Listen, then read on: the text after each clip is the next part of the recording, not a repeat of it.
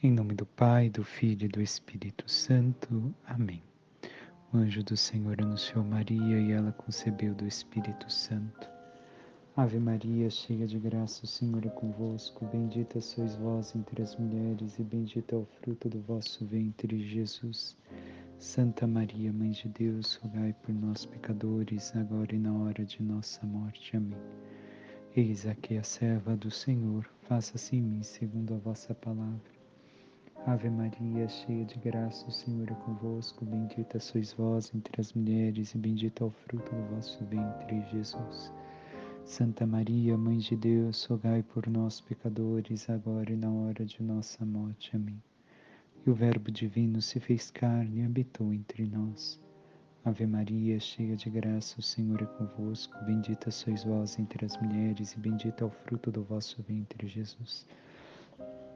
Santa Maria, Mãe de Deus, rogai por nós, pecadores, agora e na hora de nossa morte. Amém. Rogai por nós, Santa Mãe de Deus, para que sejamos dignos das promessas de Cristo. Oremos, infundi, Senhor, em nossas almas a vossa graça, como vos pedimos, para que nós, que pela anunciação do anjo viemos a saber o mistério de vossa encarnação, paixão e morte de cruz, cheguemos um dia à glória eterna dos céus pelo mesmo Cristo, Senhor nosso. Amém. Salve Maria. Boa tarde, caríssimos irmãos e irmãs, filhos espirituais.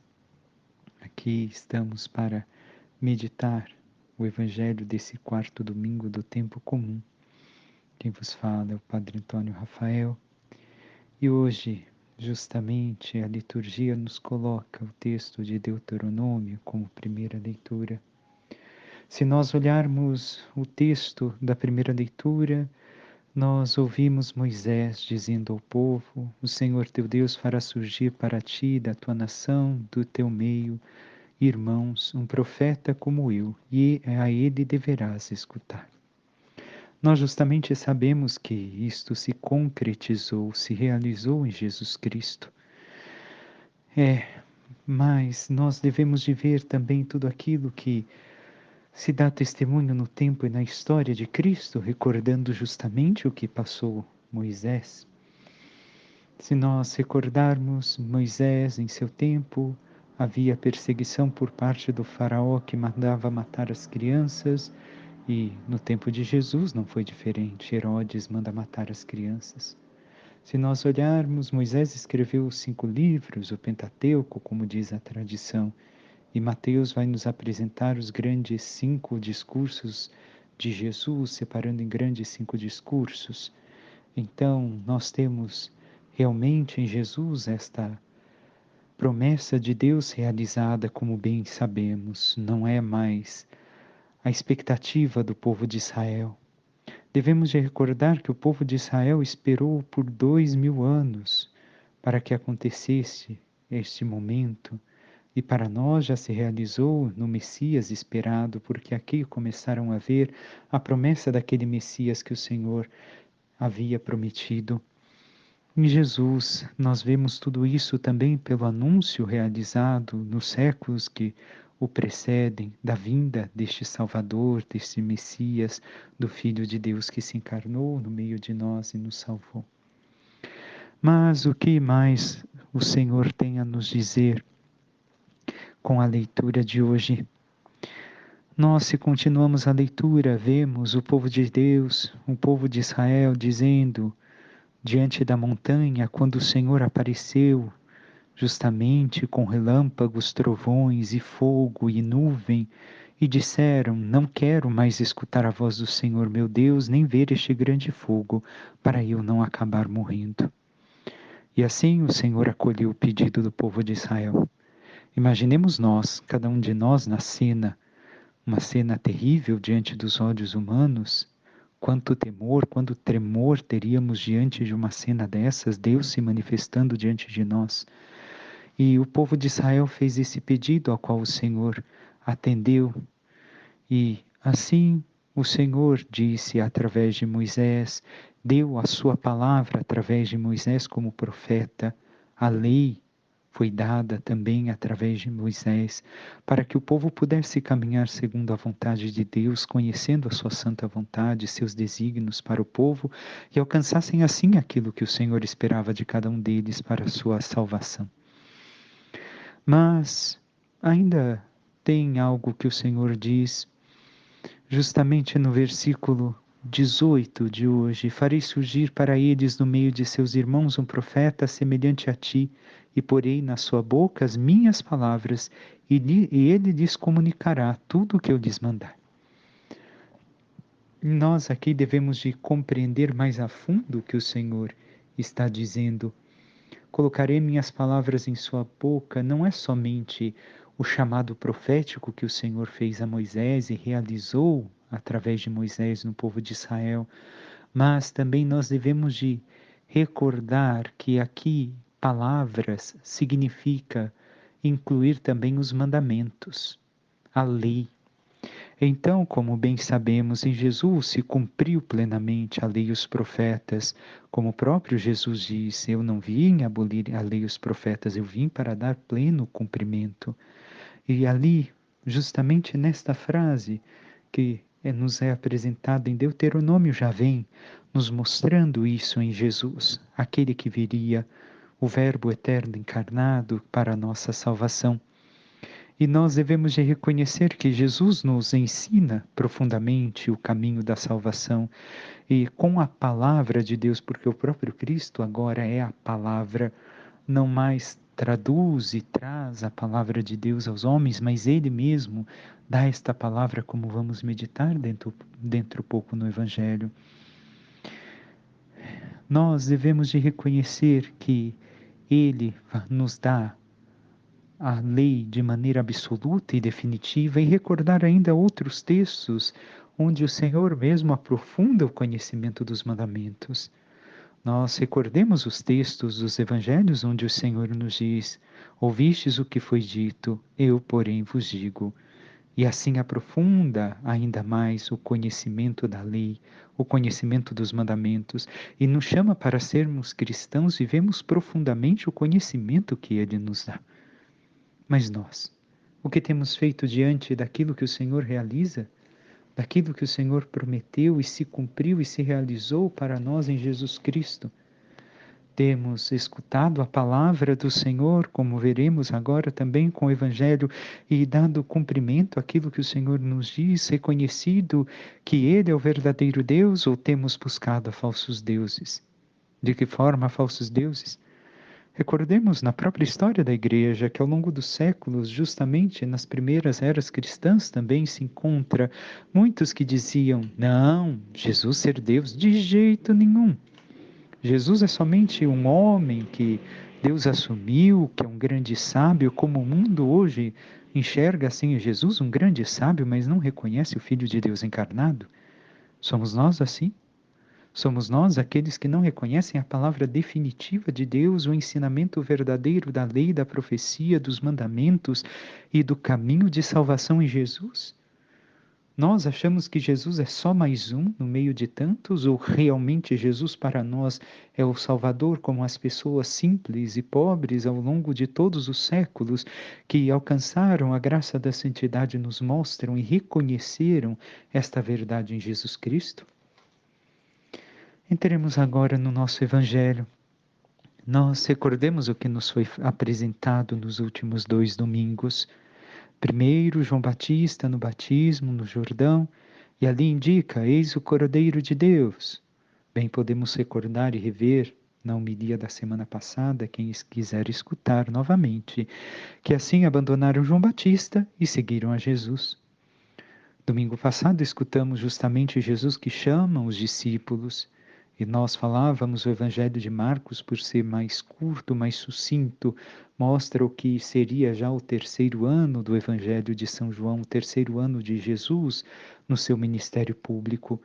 E ali abandonam tudo e seguem a Jesus, e nós também éramos chamados a seguir a Jesus, a sermos pescadores de homens, pescar os homens do pecado, do mar do mundo, das trevas que o mundo propõe, tão distante de Deus, uma vida tão perdida, distante do Senhor, do Altíssimo.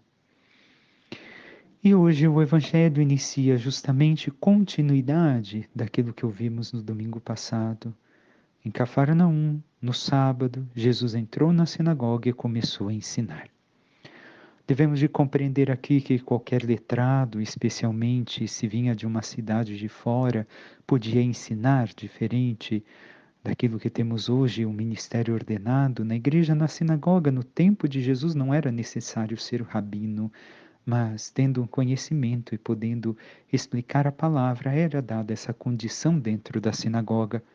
Recordemos, a sinagoga é utilizada justamente porque antes do tempo de Jesus havia acontecido a destruição do templo e depois de Jesus vai acontecer a última destruição, onde o templo já não existe hoje para ser oferecidos sacrifícios, o culto, o holocausto a Deus. Então a sinagoga era este momento do povo reunir e reencontrar a palavra de Deus e reviver os ensinamentos do Senhor. E Jesus ali começa a ensinar. Mas justamente ali, Jesus teria tantos lugares para estar indo no mundo, no meio do pecado, em tantas ocasiões, mas Jesus, Marcos nos apresenta, inicia justamente o seu ministério dentro da sinagoga, dentro da reunião daqueles que estão ali para escutar os comentários rabínicos. Mas todos ficam admirados com o porquê, porque ele ensinava como quem tem autoridade, não como os mestres da lei. E aqui nós não sabemos o que Jesus ensinou. São Marcos não nos trouxe, recordemos, Marcos é aquele que nos apresenta o Evangelho diretamente, provavelmente do que escutou da boca de São Pedro. Não sabemos o que Jesus ensinava ali, mas sabemos que tinha autoridade e não era como os mestres da lei. O que podemos ver aqui é que Jesus provavelmente não falava como os rabinos, como os mestres da lei. Ai, rabino fulano disse isso, em tal texto, mas com certeza a autoridade que lhe foi dada, sendo ele o Filho do Deus Altíssimo, sendo ele a própria palavra, aquele que haveria de vir. Não ensinava com vazio, por quê? Porque Jesus ensina com autoridade, não autoritarismo. Nós devemos de ver que falar a palavra de Deus é o que Jesus faz. Aqui são duas coisas. Ele fala a palavra de Deus e tem autoridade por quê? Porque ele dá testemunho daquilo que ele fala. E nós recordemos, os discípulos são aqueles que querem imitar o Mestre. Os discípulos estão aqui com Jesus justamente para fazer esta passagem, seguir o Mestre e serem como o Mestre. E aqui também nós somos chamados a fazer o mesmo.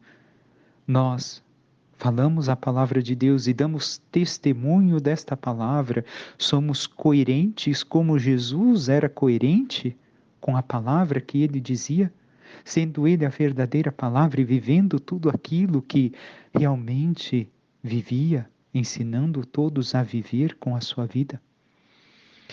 Ou nós somos somente aqueles que repetem palavras, que repetem ensinamentos, que não falam aquilo que vem do coração.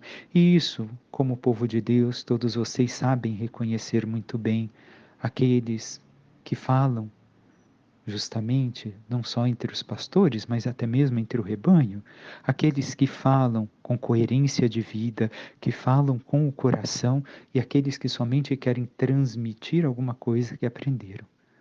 Cada um sabe reconhecer o quando isso vem do interior, o quanto esta palavra foi meditada e ao menos se esforça em ser vivida por aquele que procura falar. E aqui tem algo também muito importante que está presente. Nós devemos de escutar, ter esta escuta do Senhor. E o maior milagre, a maior coisa que pode acontecer na nossa vida é responder a Deus com o nosso sim. Mas nós escutamos o Senhor, nós temos esta escuta da palavra, ou muitas vezes pegamos o Evangelho, os textos sagrados, como ainda esta semana escutava alguém que dizia, sem humildade. Nós, já conheço, já li, pegamos o texto como se fosse um velho conhecido nosso e não temos humildade de escutar o texto como novo, como algo que se deve de apresentar diante de nós. como somos nós. E aqui falando que Jesus tem autoridade, nós vemos que os mestres da lei perderam a sua autoridade. E não só a autoridade em relação à palavra, mas aquilo que se segue justamente com o possuído, justamente com o exorcismo que Jesus realiza na sinagoga. Estava então na sinagoga um homem possuído por um espírito mau. E nós devemos de ver aqui que até mesmo ao interno do templo o demônio está presente, Satanás está presente. E aqui o Jesus nos mostra, o Evangelho nos mostra que Satanás realmente existe, o demônio é uma realidade, é uma pessoa, ou melhor, é um ser espiritual criado por Deus não desta forma, não anda em paralelo com Deus, tentando demonstrar forças, porque ele já perdeu. E Jesus é o vencedor, como bem sabemos, Deus é o vencedor de tudo. Mas aquele que se fechou na sua rebelião e no seu orgulho e afronta a Deus o tempo todo, aqui se apresenta e no Novo Testamento vai se apresentar em especial nesta afronta contra Jesus. Se o demônio não existisse, Jesus podia dizer claramente que não existia, como diziam os saduceus. Mas Jesus não diz que não existe. Jesus, diversas vezes no Evangelho, vai afrontar esta realidade espiritual e destruir o reino de Satanás nesse mundo. Como bem sabemos, a destruição total aconteceu com a paixão, morte e ressurreição de nosso Salvador. Mas ele inicia essa destruição com o seu ministério. E assim Jesus mostra para nós que devemos de recordar desta realidade que é o diabo, que é Satanás. E não crer que o demônio existe, ainda mais nos tempos em que vivemos, é como um doente que não acredita na doença, não reconhece a doença que tem. E nós muitas vezes encontramos isso. É incompatível o evangelho com o demônio, é incompatível Jesus estar presente com o pecado, com o demônio, como nos mostra justamente o demônio que grita: que queres de nós, Jesus de Nazareno? Vieste para nos destruir? Eu sei quem tu és o Santo de Deus. E aqui vemos o demônio que fala na sua forma plural. Ao escutar a palavra de Deus e ela tocar o mais profundo do nosso ser, nós podemos reconhecer que também em nós se manifestam os demônios. Não o demônio em forma de possessão, isso são casos extremos e raros, mas a questão da força diabólica que tenta agir através de nós. Nós devemos de reconhecer aqui que os demônios estão falando no plural. E quem são esses demônios que estão presentes na vida de cada um de nós, tantas vezes no nosso interior, afrontando, debatendo, brigando com o próprio Cristo? A luxúria, o orgulho, a raiva, o ódio, e assim podemos enumerar tantas coisas no nosso interior que podemos ver que não vem de Deus, que não vem do Evangelho, mas justamente vem do inimigo de Deus. E nós, o que reconhecemos? Escutamos a palavra do Senhor e nos colocamos em luta contra o demônio, os demônios interiores que estão presentes em nossas vidas, mas também contra Satanás, como fizeram todos os santos ao longo da história da igreja, como fez o próprio Cristo no deserto, como fizeram todos e fazem todos aqueles que querem alcançar a glória dos céus? Ou nós temos cedido à tentação? Até escutamos a palavra de Jesus, achamos bonita, inspiradora, escutamos o Evangelho, a homilia, mas depois, na hora de colocar em prática, não damos coerência de vida?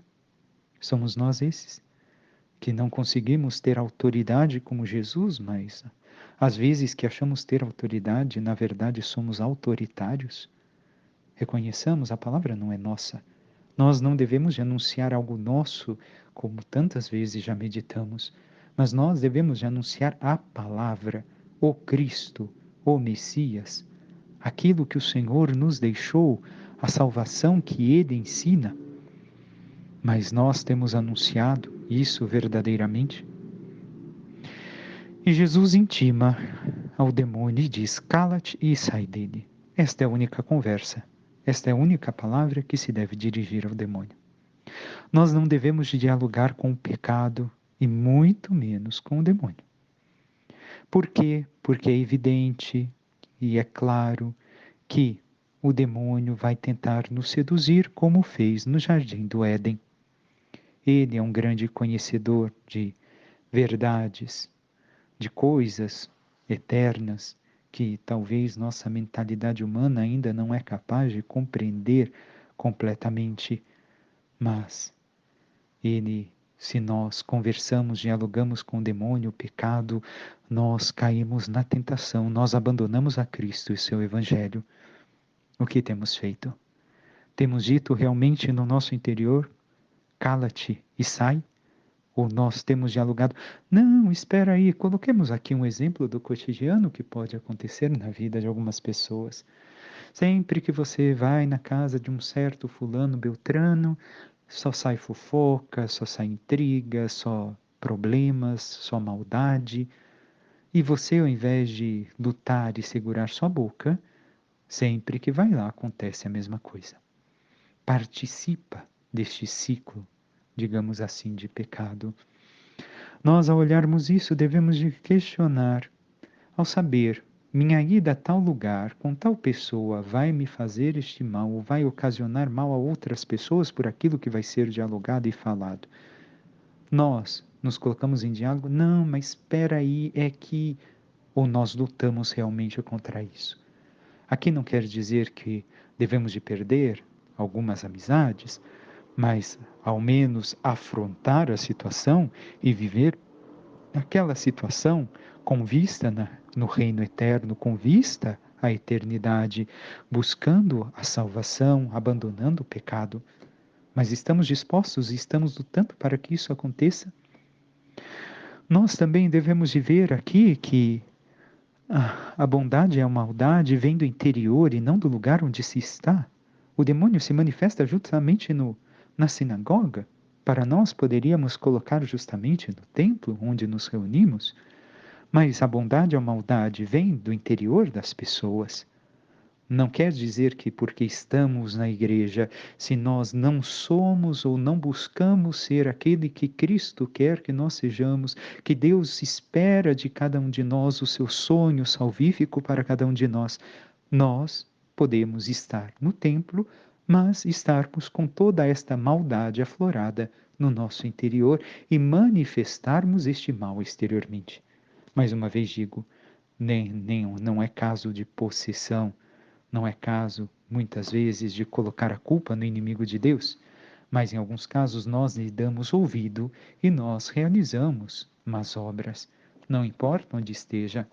Então nós devemos de ver, não basta eu estar no templo do Senhor, mas eu devo de me transformar e me comportar como alguém que ali está, e não somente no templo, mas também na minha vida fora.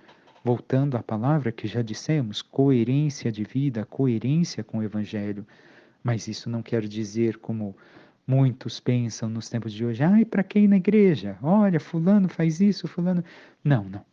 Nós devemos de nos encontrar com Deus e ali Ele se manifesta, ali Ele se entrega a nós católicos, em especial no sacramento da Eucaristia, aqueles que estão em estado de graça e recebem a Sagrada Comunhão.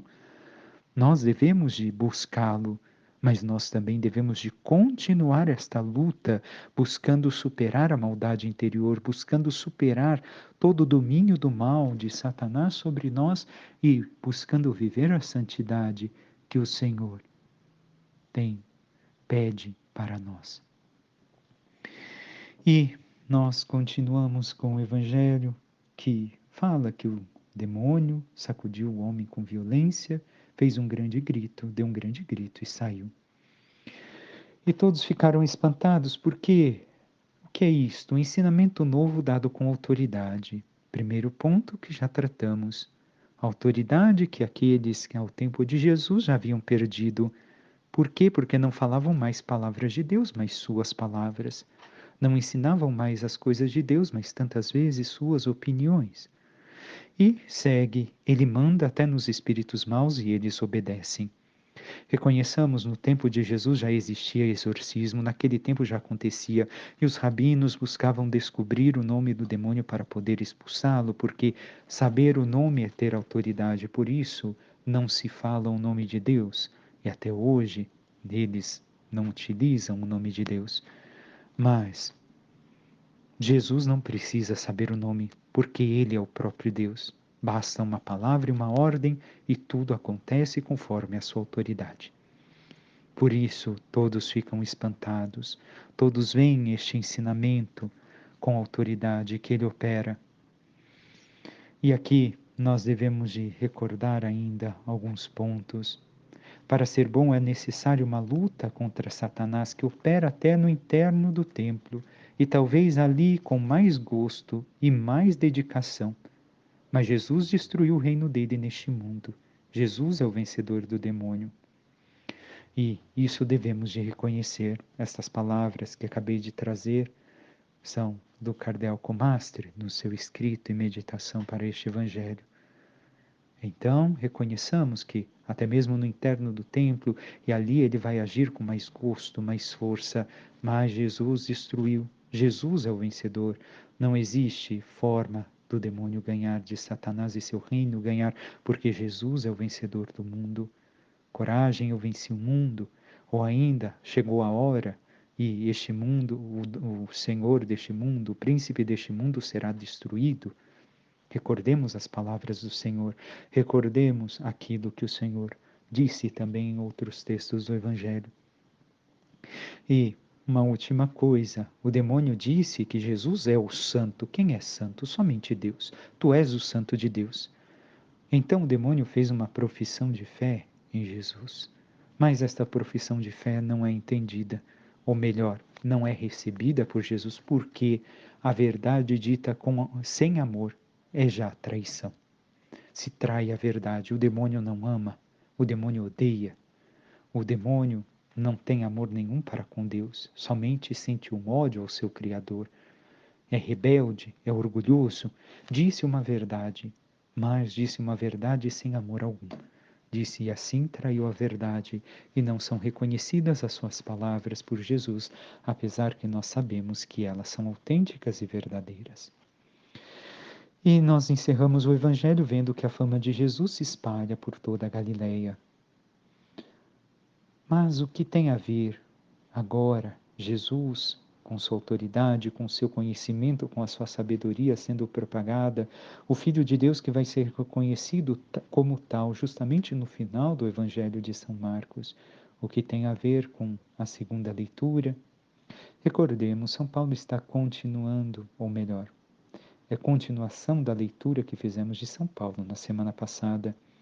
E ele fala do homem casado e da mulher casada, do homem solteiro e da mulher solteira. E nos diz que gostaria que estivéssemos livres de preocupação, que o homem não casado é solícito pelas coisas do Senhor e procura agradar o Senhor. O casado preocupa-se com as coisas do mundo e procura agradar a sua mulher, e assim está dividido. Mas São Paulo aqui não está fazendo uma crítica total ao casamento.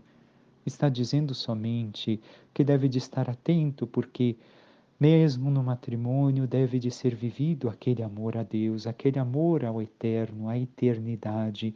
E então tudo deve de ser vivido, o trabalho, a busca dos meios de sobrevivência para toda a família, tudo aquilo que é feito com este olhar para a salvação eterna, com esta dedicação, mas colocando o Senhor acima de todas as coisas, porém não consegue entregar plenamente o seu coração a dedicação ao serviço. E aqui São Paulo está colocando desde já uma abertura àquilo que nós chamaríamos mais tarde, hoje ainda chamamos de vida religiosa consagrada. Então, aqueles que são solteiros devem de se preocupar, ser solícitos. O que é solícito? Solícito é justamente se antepor, é realizar as obras antes que alguém me peça pelas coisas do Senhor. Então, eu sei o que o Senhor quer de mim, e sendo solteiro e tendo escolhido esta vida para dedicação a Deus, por amor total a Deus, eu procuro de antemão realizar aquilo que Ele espera de mim, mesmo antes de que Ele me peça. Procuro conhecer e estar em contato com a sua palavra na oração, e assim realizar as suas obras.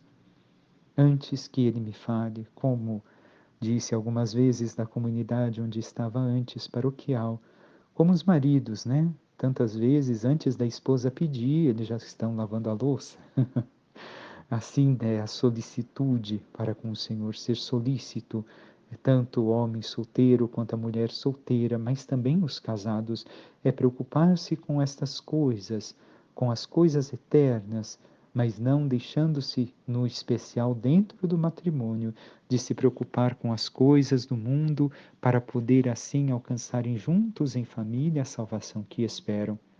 Mas a família, e cada família que me escuta, tem buscado rezar em conjunto, pai, mãe, filhos, tem buscado vivenciar a fé juntos, buscado Deus, ao menos nas missas dominicais, na oração diária, na escuta e meditação da sua palavra? Ou tem colocado em segundo plano a vida de fé e deixado assim que o inimigo de Deus possa agir mais livremente em suas vidas? Nós, então, devemos de recordar o que diz em Serra São Paulo, que o desejo é levar-vos ao que é melhor, permanecendo junto ao Senhor, sem outras preocupações. Não é que as preocupações deste mundo não estarão presentes, sim, estarão, mas nós devemos de estar sempre junto ao Senhor. Tudo Ele deve de estar em primeiro lugar. E assim encerramos e devemos esses questionamentos.